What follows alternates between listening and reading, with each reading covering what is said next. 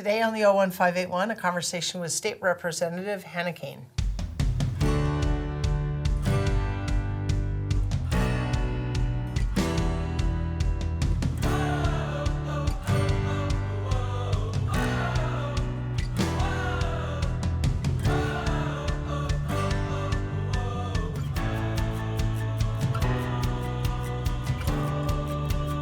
Hi, and welcome to this episode of the 01581 Let's Talk. I'm Shelby Marshall, proudly serving as one of your 5 select board members. I love to do this show because I love to connect you with people you need to know, and today's guest should be no stranger to all of you. Although it's been a while since she's been a guest on this show, so I'm really excited to have State Representative Hannah Kane as guest today. Try to bring in a representative and senator to keep you all informed of what's going on across the state on Beacon Hill and provide a lens that many of us don't see on regular occasion in a very personal way that's not the newspaper or the screen. So, Hannah, welcome. Thank you, Shelby. Thanks for having me. Yeah, thank you. So first, because there are some things that I don't want to end on a down note, but I want to start on a really high note, and that is celebrating your 10 years in office. So that was a recent March achievement. 31st was the 10-year anniversary of the special election, and April 8th was 10 years of getting sworn in. So lots of great Facebook memories popping up along the way, and was happy to celebrate my 10th year at Cold Harbor Brewing, which is one of the businesses that I helped along the way in my part of the district. And it was really meant to be a celebration actually of public service, because I love serving Shrewsbury and Westboro in this capacity and really wanted to share my gratitude for the opportunity to do so. Yeah, I was privileged to be at that event, and it was just such a great cross-section of individuals, others in public service and family members, friends, and just obviously I invited your colleagues. friends. It was sort of one of those opportunities where, there's a lot of bad news always. That's what the media loves to report on. That's what catches people's eyes. Not this media. Not this media. And people get a sort of idea of what public service is. And sometimes it's very negative. So I like to really talk about the positives of public service and also the collaboration and the collegiality here in Massachusetts that we have that stretches across parties. And so that was also, fun for me. And we had a great slideshow that one of my friends made, sort of just, again, showing some of the different, the parts of this job where you're in the community, where you're helping constituents, not just the parts where you're debating policy and budgets. Right. So speaking of that, what are some of the things you're most proud of across the 10 years? So I guess first and foremost, as a woman legislator, when I was elected into office, I was the 192nd woman elected in the history of the Massachusetts legislature, as compared to well over 20,000 men. So I've always been a big supporter of women's leadership, and have been excited to be part of the Women's Caucus, which is bipartisan, bicameral, and this year we're actually celebrating our 50th anniversary with the oldest women's caucus in the country. And what does that mean, just for those that don't know? Sure. So it's all female legislators belong to the Women's Caucus, and we work together to advance strategic and legislative priorities that sort of uplift women. And when we talk about that, sometimes people think that's a very narrowly tailored thing. We have 3 strategic priorities, and the first one is elevating women's economic opportunity. And our economy doesn't function unless women, to the extent that they want to be, are fully functioning in the economy. Sure. And the second strategic priority is around addressing gender and racial disparities in healthcare. And there's a lot of data. We did a great maternal health bill last session that the Women's Caucus was very proud of. Women's mortality, and actually in Massachusetts, is higher than in other places in the United States, particularly for Black women. So addressing some of those issues. And the third strategic priority we have is empowering women in government at all levels. And so, you have to be out there showing women what it looks like to be in public service. And, women on average, it takes them to be asked 7 times to think about running for office or serving in office. And, men, you have to ask never, because men self-identify as, of course, I'll run and serve. And so the good news is when women and men run, they win at the same rate about 50% of the time. So part of, the Women's Caucus role, too, is saying, we're women serving in the legislature. we operate on a bipartisan, bicameral fashion to come up with our priorities by consensus. And it's been a great, I've really loved being part of the caucus. And last session, I was elected the House chair of the caucus, which, we still have a supermajority of Democrats on Beacon Hill, and that's the same in the caucus. We had last session 58 Democrats and 1 unenrolled and 4 Republicans. But despite that, we as a caucus prioritize thinking about, who can help us represent and move our caucus forward. And I was honored to be elected on the House side for that. And this session serving as the vice chair, which I love. So yeah, that's been a really just a great opportunity. And certainly, early on when I was elected into office, Representative Danielle Gregoire and now former Rep. Carolyn Dykema and I represented Westboro. And we used to say, some people would complain that Westboro didn't have it. We'd say, you got a great thing going. Right. Like, you've got, bipartisan and across the aisle. And so that's been great. And certainly, really enjoy representing Westboro now with Kate, work really closely with her. Yep. And certainly with Mike, who I've long known and represented Shrewsbury with for many years. And then I'd say the second thing that I really have enjoyed is I started with a couple other colleagues, the First in the Nation Food System Caucus. Okay. And we have 3 strategic priorities: reducing food insecurity, preserving and protecting farmland, and the economic development around our agriculture and seafood fishers industries. And we're the second largest caucus on Beacon Hill. We have 150 members this term.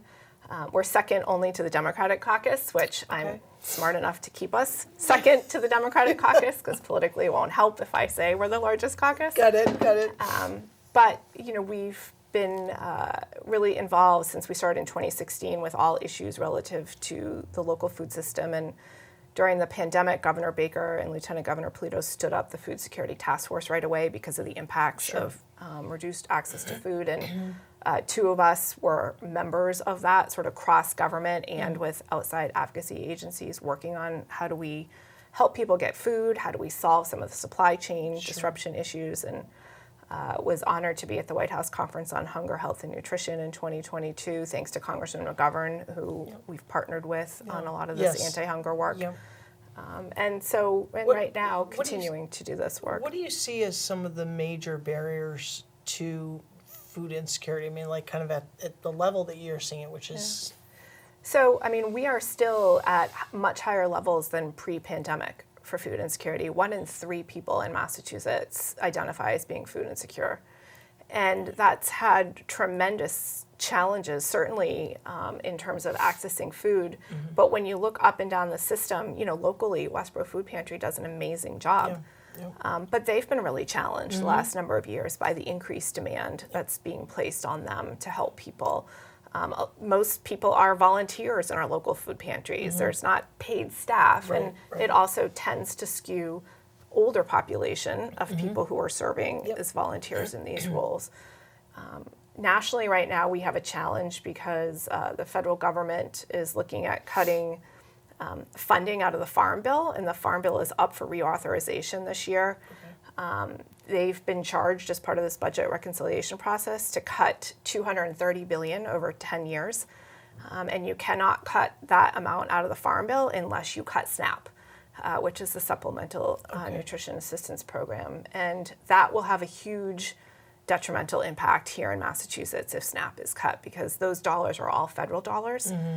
And you can't replace that level of federal investment at a state level to that same degree. So as we were sort of talking off camera before we started, and we're transitioning in a natural way, although I do want to come back to some of the great things you've done, but this is a good segue. $16 billion comes into the state from the federal government. Each budget year, yes. Each budget year, and a portion of that is around food. Is that the impact you were just... So of our about $56 billion budget in fiscal year 25 right now, about $16 billion of that comes through from the federal government. A lot of that is mass health Medicare reimbursement, from Medicaid reimbursement from the federal level, certainly. But there's a significant portion that is education dollars, special education dollars, and also a significant impact on farmers and seafood fishers. So our Mass Department of Agricultural Resources right now is already seeing about $25 million cut that are direct programs out to farmers to support farming. Is that, so that's at the federal level? Those are federal level cuts that have already occurred that are coming down through that we're seeing. And on the side of transitional assistance, so the SNAP, DTA won't see actual cuts probably until around September, because that's when the federal fiscal year is, and that's when they really need to have this budget reconciliation process done and understand what the farm bill is going to be for 10 years. But they are anticipating that there's going to be federal cuts. And if it was a 25% federal cut, that would be about $700 million impact here in Massachusetts in terms of lack of access for people to food. So we get about $2.7 billion in SNAP, which is the federal money coming down. Now that money does, flow directly to SNAP recipients, but on average, it's $6 per day per person that somebody on SNAP receives. So the common terminology around it is it's very modest, but it's incredibly meaningful. Sure. So if you're losing that access, that's a significant hit for folks. And we're a high-cost state in all manners, and so it's going to be particularly difficult.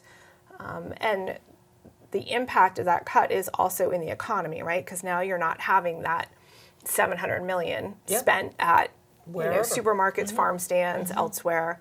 And then, the people who work in those industries are impacted by it. So all of these potential cuts, have pretty broad ramifications. We've also seen cuts that are impacting our schools. So through the USDA comes money that helps really allow local farmers to sell more produce and fruits and vegetables into the schools so that kids have access. Yes, which is a good thing. In Massachusetts, we have just over 7,000 farms, and on average, for every dollar a farmer invests in their operation, they only make 94 cents back. A lot of times our farmers and their families are also food insecure. So thinking about how to support our local food system, and if you tie it back to the pandemic, when all of a sudden our grocery stores, who only keep 24 to 48 hours of food in stock by design, when they couldn't get their food in, who did we turn to? Our local food producers. And so we need to make sure that we have a robust local food system. And honestly, it also has huge open space, environmental impacts as well. Sure, sustainability. And wow.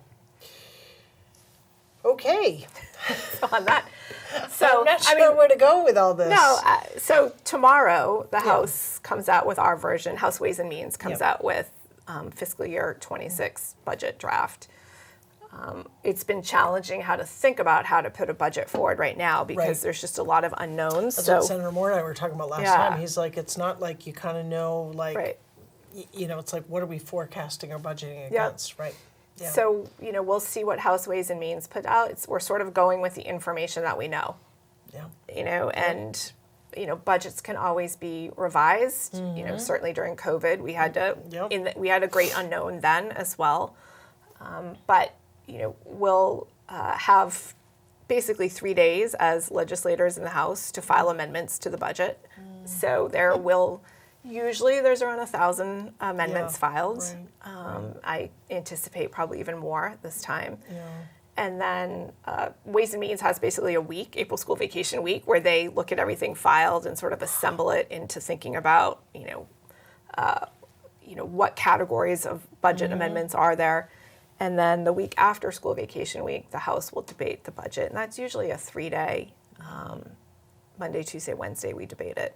And somewhere in the late evening of Wednesday night, early morning of a Thursday morning, we adopt a budget. And then the Senate will do the same in May. Wow.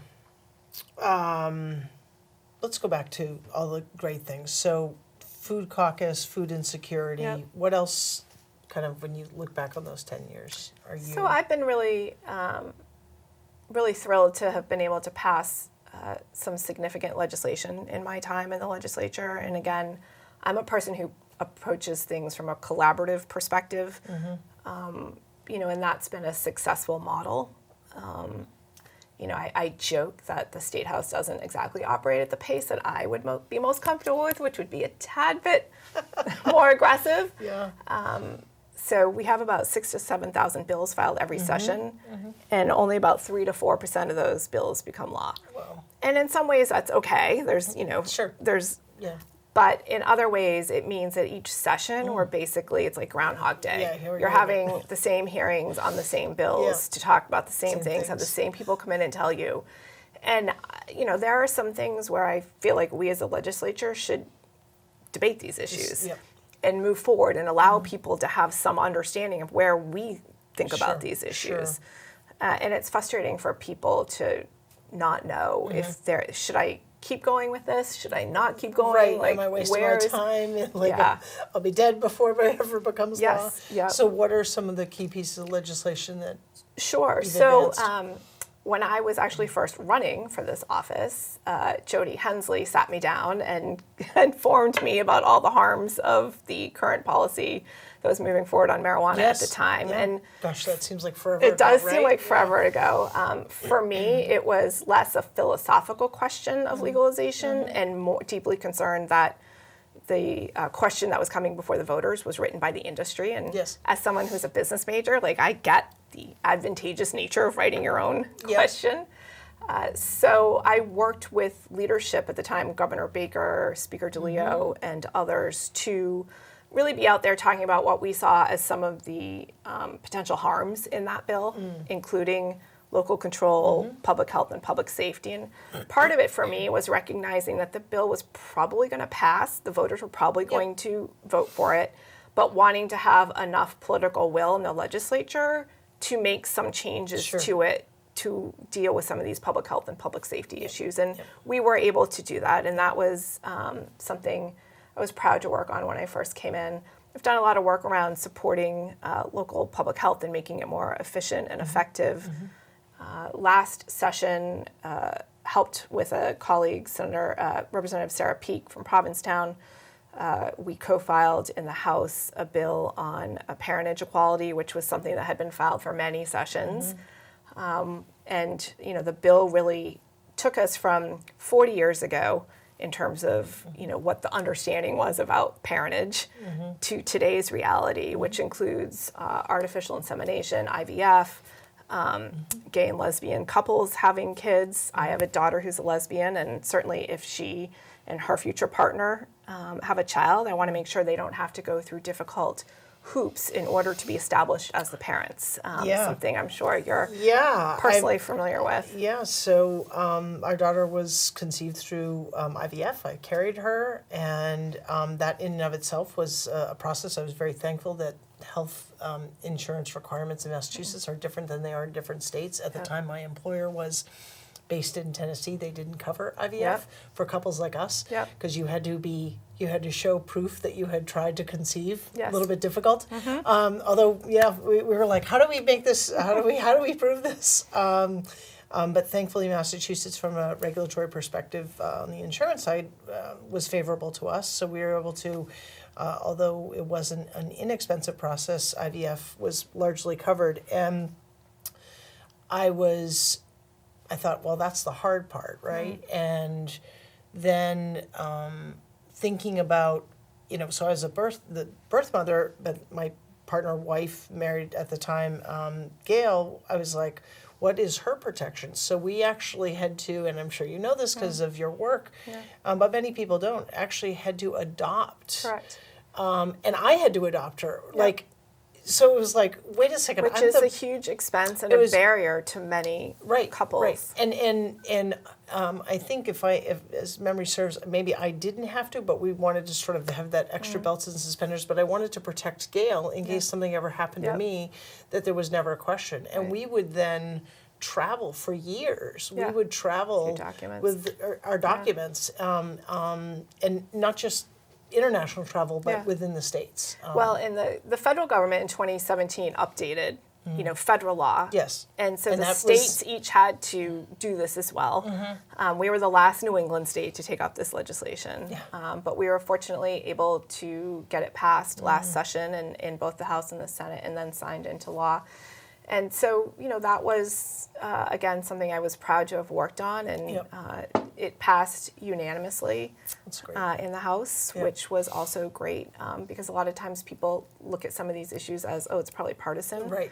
And, this is legislation that it could impact anyone here in the Commonwealth. Yes. So there was broad support for having it done. But so things like that, I've been happy to work on. And then certainly there's local bills that we've passed, charter bill for Westboro, lots of different issues in Shrewsbury and Westboro that have to go through the home rule petition process. Yes. That we've worked on. We'll probably and be happy coming about. to you with some around citizens petition, raising the, we discussed this recently at our select board retreat, and it's a hot topic post town meeting, that residents really want that threshold of number of signatures required for a citizen's petition to be raised, because while we certainly value the any resident to be able to put a petition on the town meeting warrant, unfortunately, the past couple of years there have been some really way out of bounds items. Many that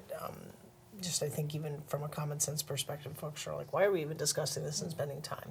So be advised, that's coming. The change from selectmen to select board that was something one. which we've done. So, working on the local priorities is also something I've really valued. Well, and you, just back to the food insecurity, have been a huge supporter through your golf tournament. Do you know the number offhand of how much money has come back to the Westboro Food Pantry? So we have been, this will be the 11th year in August, so about $200,000 over the last 10 years has come to the Westboro Food Pantry. Wow, that's through. incredible. Yeah, so we're really proud of that. And the golf tournament, it's actually 11 years this summer for me. Matt ran it for 3 when he was state rep, and Karen ran it for 10. I'm sorry. Matt Beaton, the former state rep. Yep, okay. And Karen Polito, when she was state rep for 10 years, ran it. And so, Great tradition. yeah, we actually in total are around $880,000 over 23 years. So we're hoping to hit $1 million in the 25th year. That's great. So 2 summers from now. Great. And individuals that are interested in being involved as volunteers, as sponsors, how would they find out more just about reach right out to me. Okay. Rep Hannah Kane at Gmail Okay. is great. And yeah, we have a great group, and we've had some very generous donors. And actually, Grossman Development Group is going to be our presenting sponsor again this year. They've been incredibly generous. That's great.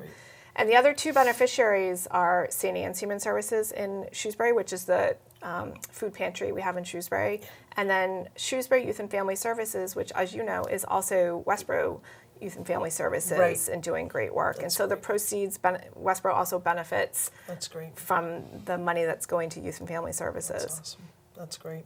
So in the time that we have left, thoughts on the budget process, the impact of federal, I'm going to use my own word, shenanigans, and decision making and uncertainty. Where are you at as you head into the budget process? So, for me, I think we need to be cautious, right? Like, for a number of reasons. The governor's budget that she filed in January was a 7% increase over this fiscal year. Those are pretty aggressive increases in a time when you're not having those increases at a local level. Right. We're not having increases in our own incomes that we're seeing. And so I think we as a state need to really recognize that,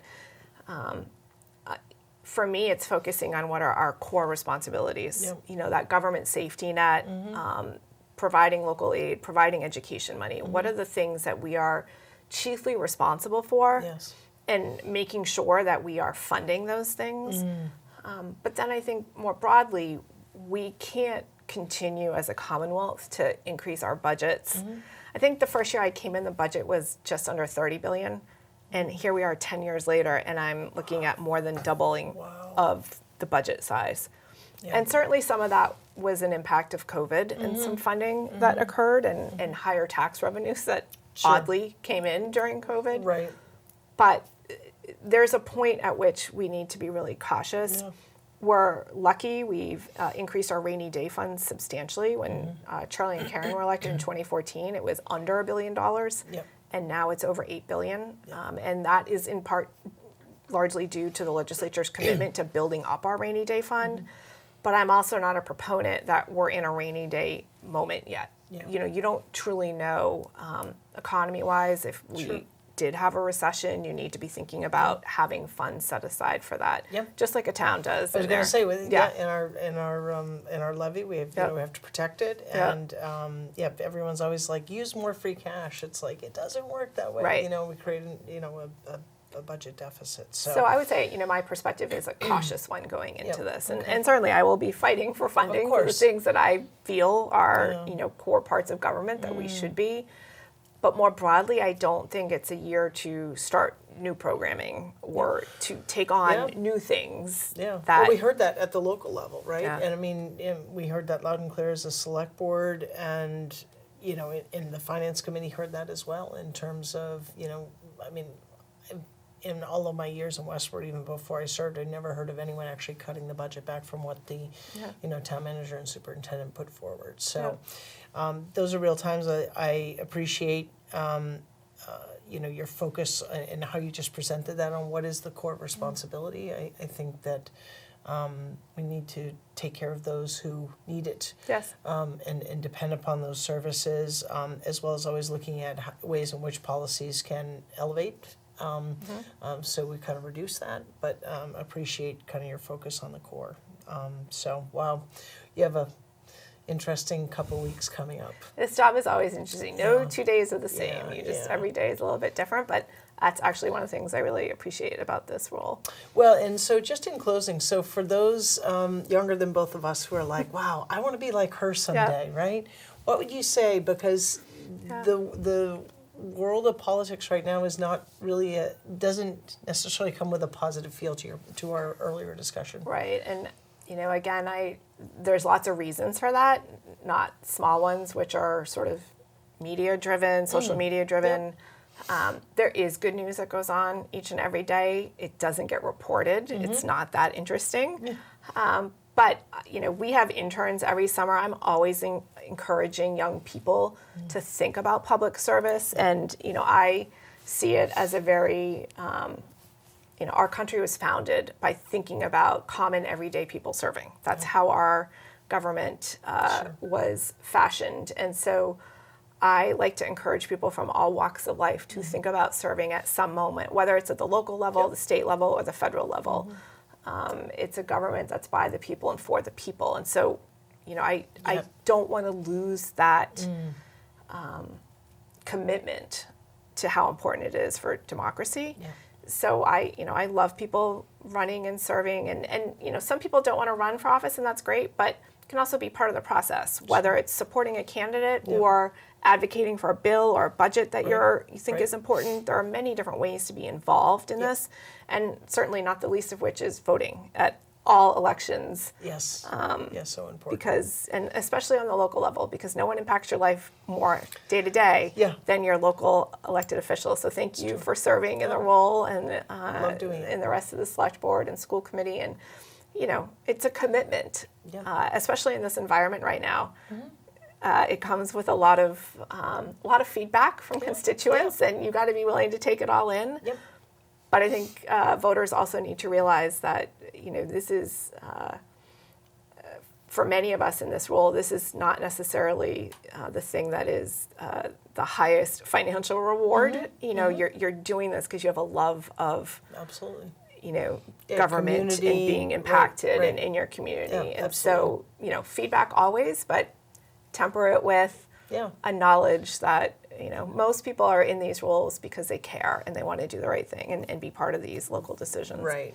Well, and I think what makes for a great politician, which I don't even know why I put that in quotes, but is someone who, like yourself, who wants to understand all sides and work collaboratively, and you've always demonstrated that. You've had to, as in being I've in learned the a lot majority. by listening. I mean, that's part of this role, right? Like, you're listening to people absolutely. and learning all the time. You can't be in this role if you don't enjoy learning, because it is a constant. Right. You can have your ideas, you can have your Yeah. vision, but you can't do it alone. Yep. So it takes teamwork. Absolutely. Thank you so much. Thanks for having me, Shelby.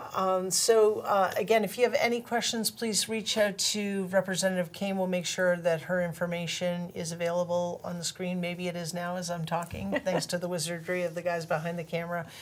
Thanks so much for tuning into this episode of the 01581 Let's Talk. Take care of yourself, take care of each other, and if you have any questions about what's going on in town government, reach out to one of your select board members or to our town manager. Thanks so much and have a great day.